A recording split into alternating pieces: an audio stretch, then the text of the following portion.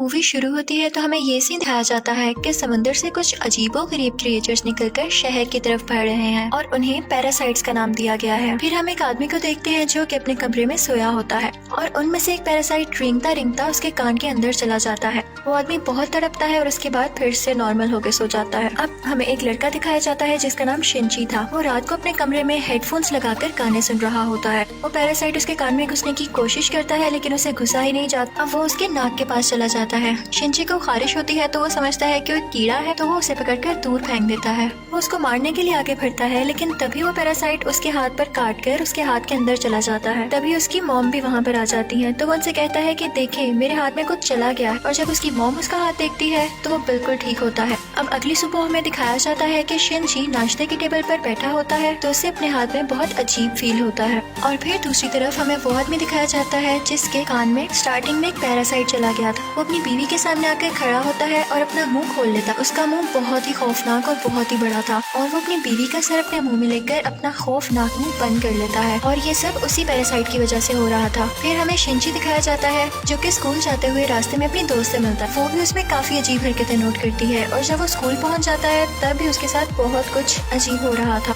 जैसे उसके right hand में काफी पावर आ गई हो। वो घर आता है और अपना हाथ काटने की कोशिश करता है लेकिन उसका हाथ मूव करने लगता है और उसे रोकता है। और फिर हम देखते हैं कि उसका हाथ एक क्रिएचर में बदल गया है और वो शिंची से बातें भी कर रहा था। फिर हम देखते हैं कि वो शिंची की बुक्स भी पढ़ा करता था और उसका लैपटॉप भी यूज किया करता था क्योंकि वो इंसानों के रहने के तरीके जानना चाहता था। जब इसने शिंची की बॉडी में घुसने की कोशिश की थी तो शिंची ने इसे आगे जाने से रोक लिया था, इसलिए अब ये सिर्फ राइट हैंड में था और उसी हाथ को कंट्रोल कर रहा था। ये अपना नाम मिकी बताता है और कहता है कि तुम मुझे कभी मत काट क्योंकि मैं तुम्हें कुछ नहीं कहूँगा, तुम मेरे होस्ट जो हो। अब हम देखते हैं कि शिंची और मिकी में दोस्ती होने लगी थी लेकिन बाकी सब लोग जिनको पैरासाइट्स ने इन्फेक्ट किया था वो पूरे शहर में बहुत तबाही मचा रहे थे और इंसानों को मारकर खा रहे थे। दूसरी तरफ मिकी शिंची को खींचकर एक रेस्टोरेंट की तरफ ले जाता है। वहाँ पर भी बहुत सारे इन्फेक्टेड लोग यानी पैरासाइट्स इंसानों का गोश्त खा रहे थे। वो शिंची को देखते हैं तो उन्हें लगता है कि ये भी इन्फेक्टेड है और उससे भी वो गोश्त देते हैं, लेकिन जब उन्हें पता चलता है कि पूरी तरह से तो इन्फेक्ट नहीं हुआ बल्कि ये अभी भी इंसान है तो वो उसे ही मारने के लिए आगे बढ़ते हैं। लेकिन मिकी उनको आगे से मारता है और शिंची की जान बचा लेता है क्योंकि अगर शिंची मर जाता तो वो खुद भी मर जाता और ये उसने अपने फायदे के लिए किया था। अब न्यूज आती है कि शहर के लोग मारे जा रहे हैं और किसी को कुछ समझ नहीं आ रहा कि इन्हें मारने वाला है कौन, क्योंकि पैरासाइट्स अपना ये काम बहुत होशियारी और छुप के कर रहे थे। शिंची मिकी से कहता है कि तुम अपने साथी पैरासाइट्स को क्यों नहीं कहते कि इंसानों को मत खाएं। तो मिकी उससे कहता है कि तुम भी तो सब्जियों और जानवरों के गोश्त को खाते हो, तो इसी तरह हम लोगों का खाना इंसान ही है, तो इसमें बुरी बात क्या है। अब मिकी को पता चल जाया करता था कि उनके आसपास कौन सा पैरासाइट है। तो जब शिंजी स्कूल जाता है तो वो उसे बताता है कि तुम्हारे पास एक और पैरासाइट, और वो कोई और नहीं बल्कि उसकी टीचर थी। और टीचर जब शिंजी को देखती है तो उससे भी पता चल जाता है कि इन्फेक्टेड है, लेकिन वो कहती है कि तुम्हें मुझसे डरने की कोई जरूरत नहीं है क्योंकि मैं इंसानों को नुकसान नहीं पहुंचाना चाहती, बल्कि मैं उनके तरीके इसलिए पढ़ रही हूँ ताकि इंसानों जैसी क्वालिटीज हमेशा मुझ में रहे। वो उसे दो और पैरासाइट्स के पास लेकर जाती है, एक स्टूडेंट होता है और एक पुलिस ऑफिसर। वो बताती है कि ये पुलिस ऑफिसर मेरा हस्बैंड है और हमारा बेबी होने वाला है और वो बेबी बिल्कुल नॉर्मल इंसान होगा, तो हम भी इंसानों की तरह ही रहना चाहते हैं। हम किसी को नुकसान नहीं पहुंचाएंगे, किसी को सरेआम नहीं मारेंगे, लेकिन छुप के गोश्त खाना चाहते हैं, तो क्या तुम हमारा ग्रुप ज्वाइन करोगे।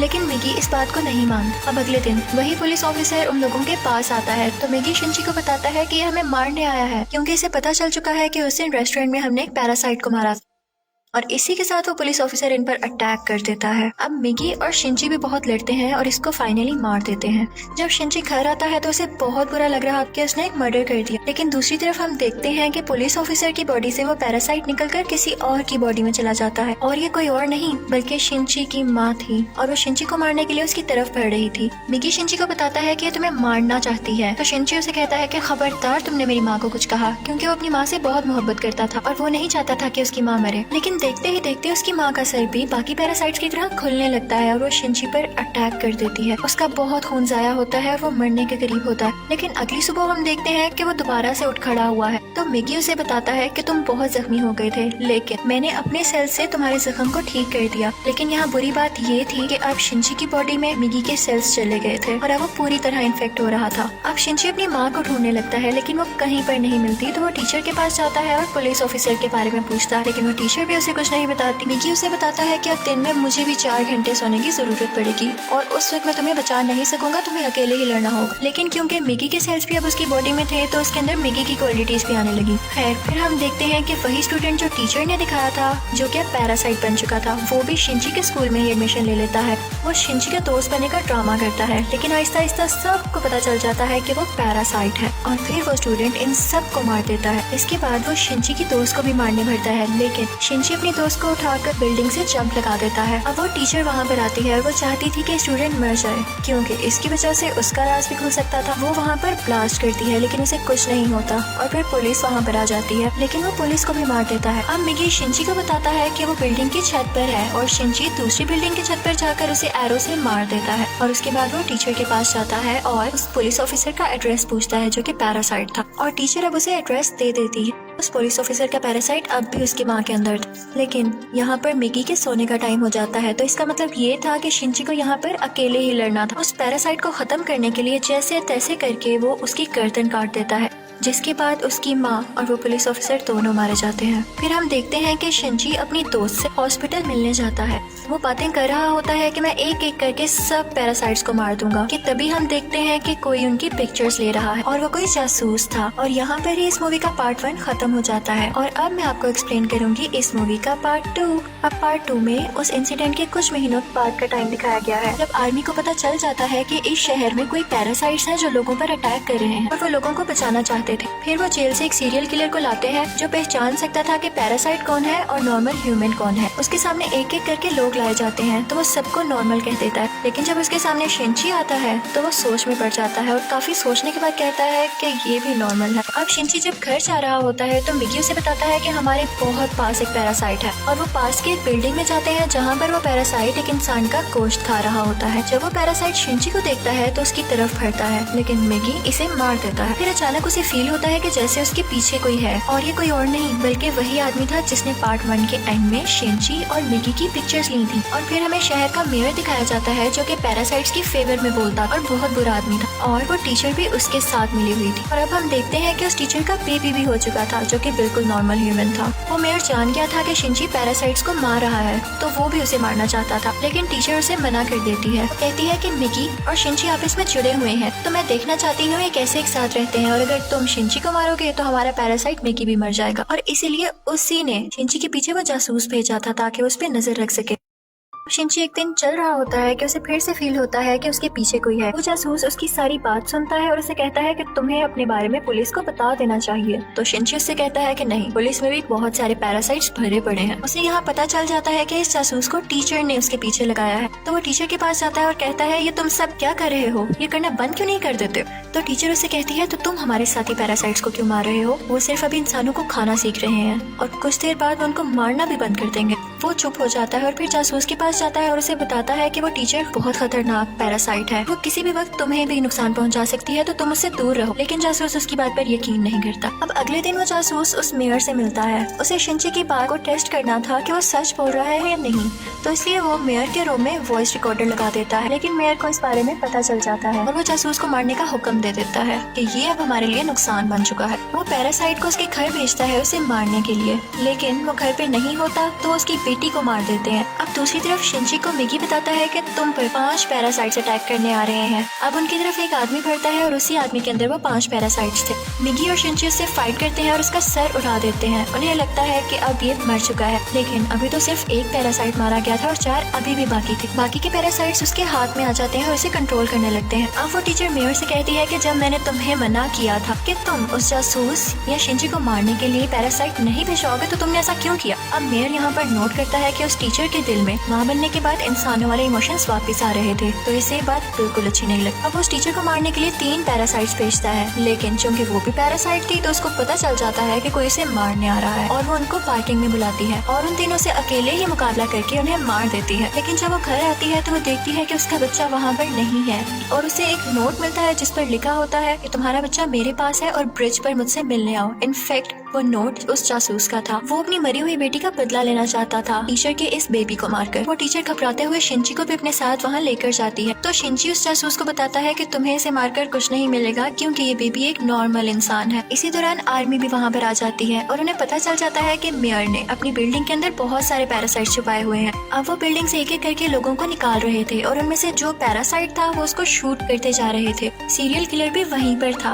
और फिर हम मेयर को स्पीच करता हुआ देखते हैं जो बता रहा होता है कि असली मॉन्स्टर्स तो इंसान है जो कि पैरासाइट्स को बिला वजह मार रहे हैं। तो वहाँ पर बैठे हुए आर्मी के सब लोग उसे शूट कर देते हैं जिससे उसकी डेथ हो जाती है। तभी वो सीरियल किलर चिल्लाने लगता है कि ये इंसान था, ये तो बस पैरासाइट्स का साथ दे रहा था। लेकिन जब वो पीछे मुड़ के देखते हैं तो वही आदमी उनके पीछे खड़ा होता है जिसके अंदर 5 पैरासाइट्स थे। सब उसे शूट करते हैं लेकिन उसे कुछ नहीं होता। फिर हम देखते हैं कि जासूस उस बच्चे को फेंकने ही वाला होता। टीचर जब ये देखती है तो अपने बच्चे को बचाने के लिए उसे मजबूरी में पैरासाइट बनना पड़ता है। वो अपना एक हाथ निकालकर जासूस की चेस्ट में घुसा देती है जिसकी वजह से सबको पता चल जाता है कि वो एक पैरासाइट है। पुलिस उस पर मुसलसल शूट करने लगती है और वो जान गई थी कि अब उसकी जान नहीं बच सकती। तो वो अपना बेबी शिंची को पकड़ाने आती है। जैसे ही वो बेबी शिंची को पकड़ाती है बहुत ज्यादा गोलियां लगने की वजह से उसकी फौरन डेथ हो जाती है। यहाँ पर शिंची को अपनी माँ भी याद आने लगती है और उसमें इंसानों वाली फीलिंग्स दोबारा से आने लगती। अब पुलिस शिंची को अपने साथ इन्वेस्टिगेशन के लिए ले जाती, लेकिन साथ ही उन्हें खबर मिलती है कि उस पैरासाइट ने जिसके अंदर 5 पैरासाइट थे आर्मी को मार दिया है। तो शिंची फौरन से कार लेकर वहाँ पे जाता है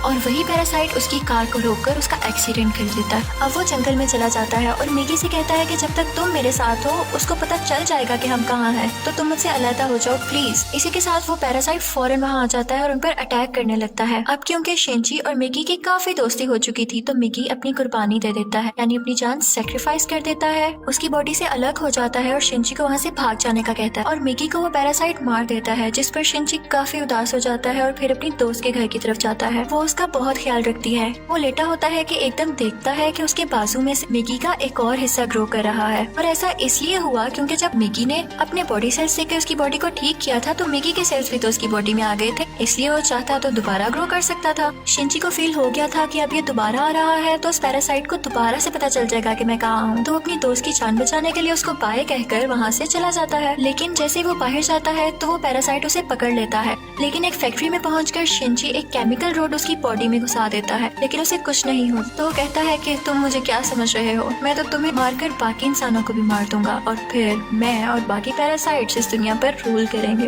वो उसे मारने ही वाला होता है कि मिगी फौरन से उसकी बॉडी में दोबारा ग्रो कर जाता है और उस पैरासाइट पर अटैक कर देता है। इसी के साथ उसकी बॉडी में कुछ होने लगता है और वो तड़पने लगता है। तो मिगी शिंची को बताता है कि जिस रोड से तुमने इसको मारा उस पर बहुत केमिकल्स लगे हुए थे और अब पैरासाइट्स इसकी बॉडी में नहीं रहना चाहते और एक एक करके सब पैरासाइट्स उसकी बॉडी छोड़ देते हैं और अब से उसकी बॉडी का ढांचा बाकी रह गया। तो शिंची वो उठाकर नीचे आग में फेंक देता है जिससे फाइनली उसकी डेथ हो जाती है। अब हमें काफी दिन बाद का टाइम दिखाया जाता है जब सब कुछ नॉर्मल हो चुका है। तो मिगी शिंची से कह रहा होता है कि अब जैसा कि इस दुनिया में कोई भी पैरासाइट नहीं रहा तो हमें भी साथ नहीं रहना चाहिए, मैं तुमसे अलग हो जाऊंगा। लेकिन शिंची उसे मना कर देता है तो मिगी खुद ही अपने आप को खत्म कर लेता है और शिंची का हाथ वापस से अपनी फॉर्म में आ जाता है, जिस पर वो काफी उदास हो जाता है और मिगी को मिस करने लगता है। अब हम देखते हैं कि काफी टाइम गुजर गया है और शिंची और उसकी दोस्त अच्छी जिंदगी गुजार रहे थे और वो उस टीचर के बेबी से भी मिलने जाया करते थे कि अचानक हम देखते हैं कि वो सीरियल किलर वापस आ गया था और वो शिंची की दोस्त को किडनैप कर लेता है।